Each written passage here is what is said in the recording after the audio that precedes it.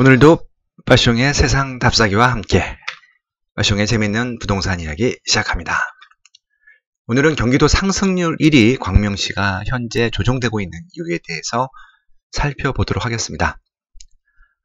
광명시가 상승률 1위라고 하는 것은요, 지금이 아니라 지난 10년간 1위였다고 말씀을 드리고 있습니다. KB 부동산 지수를 보면요, 지난 10년 동안 경기도 지역에서 가장 많이 오른 지역이 광명입니다. 2위가 분당구였고요.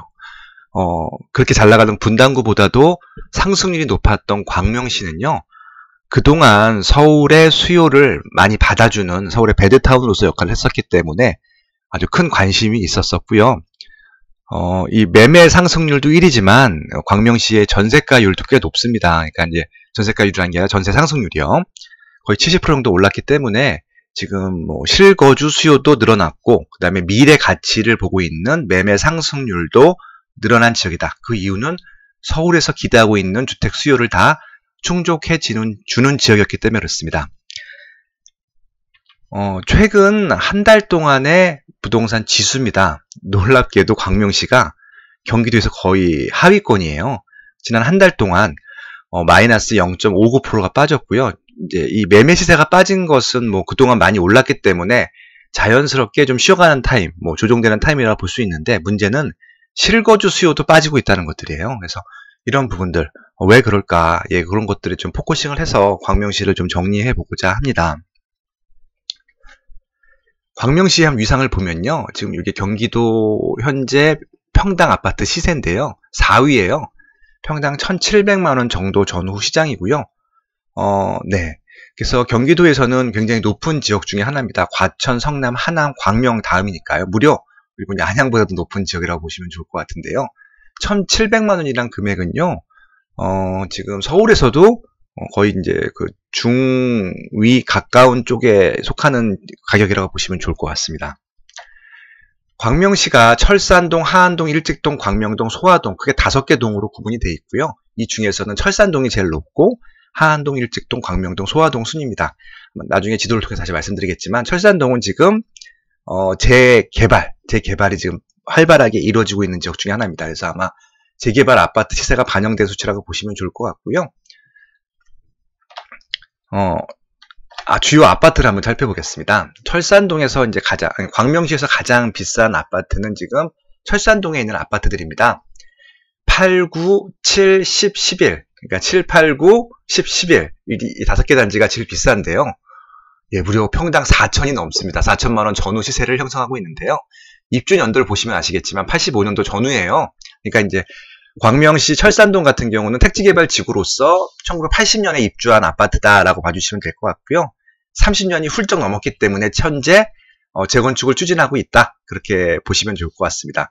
아울러 12, 13 단지도 지금 재건축을 진행하고 있다라고 봐주시면 좋을 것 같고요. 그리고 여기 황토색 같은 경우는 이제 10년차 미만 아파트입니다. 그래서 철산 레미안 자이가 기존 새 아파트 중에서는 가장 비싼 아파트, 평당 3천을 지금 찍었고요. 하안동에 있는 광명, 두산, 위브, 토레지움이라든지 이편한시장, 센트레빌, 그다음에 그런 단지들이 10년차 미만 아파트로서 시세 상승을 하고 있다. 그래서 지금 재건축할 아파트도 많고 새 아파트도 많고, 그렇게 해서 지금 광명시가 경기도에서는 굉장히 상위 지역을 차지하고 있다. 그렇게 이해하시면 될 것 같습니다. 그리고 이제 10년차에서 20년차 아파트를 이제 구축 아파트, 기존 아파트라고 하는데요. 그런 아파트 중에서는 이제 하안동과 철산동의 일부 아파트들이 아마 좀 메인 인기 단지라고 보시면 좋을 것 같아요. 그래서 한진이라든지, 그다음에 동학 메이저라든지, 현진 에버빌, 광명 푸르지오, 두산 위브, 도덕파크 1단지, 2단지가 기존 아파트 중에서는 그나마 좀 관심 아파트다. 그렇게 좀 정리해 볼 수 있을 것 같습니다. 지도로 한번 확인해 보면요, 철산동이 북쪽에 있습니다. 그러니까 광명동과 철산동이요. 그러니까 특히 북쪽에서도 서쪽은 광명동이고 동쪽은 철산동입니다. 광명동은 단독주택개발지예요. 그래서 지금 여기는 뉴타운, 광명 뉴타운이 진행돼서 재개발이 지금 진행이 되고 있고요. 철산동은 택지개발지구예요. 여기 안양천 변으로 해서 철산동, 하안동이 아파트 단지로 밀집이 되어 있습니다. 근데 철산동이 80년대 초중반에 입주를 해서 지금 재건축을 진행하고 있는 것들이고요. 하안동은 80년대 후반에서 90년대에 입주한 아파트이기 때문에 아마 철산동에 있는 재건축이 끝날 쯤이면은 하안동도 재건축이 아마 시작되지 않을까, 그렇게 봐지고요. 최근에 이제 부각된 지역이 소화동과 요 밑에 있는 일직동입니다. 일직동은 광명 역세권 지역이고요. 그래서 광명시는 안양청을 따라서 길게 도시가 형성이 되어 있습니다. 옆에 있는 부천시나 구로, 금천구보다도 훨씬 더 가격이 높아요. 그래서 그만큼 서울에서 주거지, 베드타운으로서는 굉장히 충실한 역할을 해오고 있는 지역이다라고 봐주시면 될 것 같고요. 서울 부동산 영향을 가장 많이 받고 있는 경기도 지역 중에 하나다. 그렇게 이해하시면 될 것 같습니다. 가장 아까 비싸고 주요 단지가 몰려있다고 하는 철산동을 조금 더 세부적으로 보면요. 7호선이 지납니다. 그러니까 이제 광명시가 하나의 이제 또 반환점을 그러니까 좀 전환점을 맞이하게 된 것들이요. 그 전까지는 그냥 아파트 단지만 많은 일반적인 단지였었는데 7호선이 개통이 됩니다. 7호선이 개통된 이후부터는 완벽하게 서울이라고 보셔도 될 것 같아요. 그렇기 때문에 이 철산동 주변의 새 아파트 같은 경우는 아마 수요가 굉장히 많을 것이고 기존 아파트도 수요가 많았었습니다. 왜냐하면 여기는 7호선 강남까지 가는 역세권 지역에다가 상업시설도 있고 학교도 다 몰려있거든요. 그리고 공공시설도 몰려있기 때문에 입지적인 측면에서는 굉장히 좋다라고 말씀드릴 수 있는데 이 철산동의 가장 큰 문제는 새 아파트가 없다는 거였어요. 그래서 이 지역에 있는 주공 아파트들이 재건축을 할 경우에는 여기 굉장히 서울에서도 부러워할 만한 굉장히 좋은 입지가 될 것이기 때문에 그래서 그 시세들이 반영되어서 지금 여기 8단지, 9단지 이런 지역들이 지금 4천이 넘는 시세를 형성하고 있다고 보시면 될 것 같습니다. 7단지는 어디냐면 여기에요. 지금 아마 이제 본 단계에 들어갔기 때문에 지금 지도에 지워질 텐데 이건 아마 지금 이제 재건축 단계가 들어갔기 때문에 지도에선 지워진 거로 보시면 좋을 것 같습니다. 아무튼 7단지부터 12단지가 다 요 사이에 몰려 있다는 것들. 그래서 요 지역들이 나중에 재건축이 돼서 어떻게 시세 형성을 하고 광명시를 주도해 나갈지가 아마 광명시를 바라보는 가장 중요한 키포인트가 될 것이고요. 광명에서는 아마 가장 비싼 지역이 될 것 같습니다. 근데 이제 최근에 뜬 지역 중에 하나가요. 전혀 아파트가 없다가 뜬 지역이 있어요. 바로 이제 광명 역세권 주변인데요. 광명시에서는 가장 남쪽에 있습니다. 여기 KTX 역사를 개발한 다음에 처음에 저걸 왜 개발했을까 사람들이 많이 궁금해 하셨는데 지금 가보시면 그래서 개발을 하는구나 라고 봐주시면 좋을 것 같아요. 하나의 신도시가 생긴 거고요. 역세권 주변으로 제일 먼저 들어온 거는 상권이었어요. 이케아라든지 롯데 프리미엄 아울렛이든지 코스트코라고 상권이 들어왔고요. 그 택지개발지구에 지금 프로지오 죄송합니다. 예. 서빗 호반건설 쪽이죠. 예. 그다음에 프로지오도 들어왔고 이제 광명역 파크자이 원투가 들어와 있습니다. 그리고 이제 제일 유명했던 단지 중에 하나가 태경대시양이죠. 내년 1월달에 입주를 할 텐데 이 아파트 단지들이 분양이 굉장히 잘 됐고 피가 많이 붙어 있습니다. 그래서 이제 광명 역세권 주변 지역으로서 주거지역 역할을 할 것 같고요. 여기 또 좋은 게 뭐냐면요.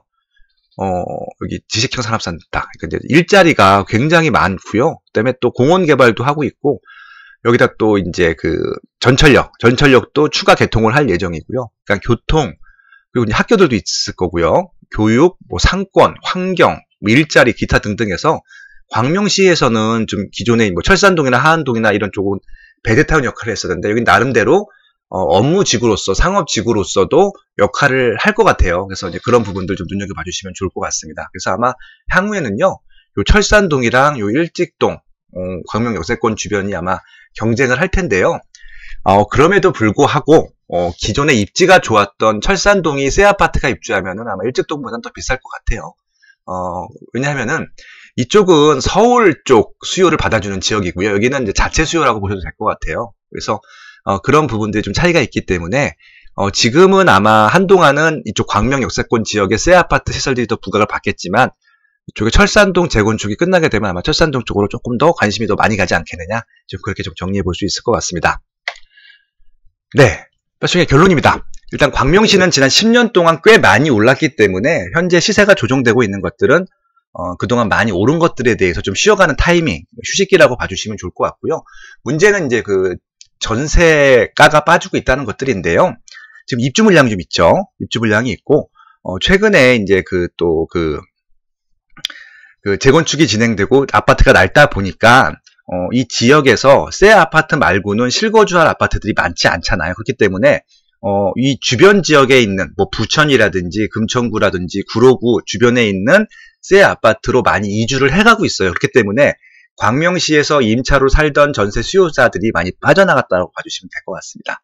네, 그럼에도 불구하고 광명시는 미래 가치가 좀 많은 지역 중에 하나이기 때문에 좀 이제 장기적인 관점에서는 아마 지금의 조종기가 의미 있는 조종기가 될 것이다라고 보고 있고요.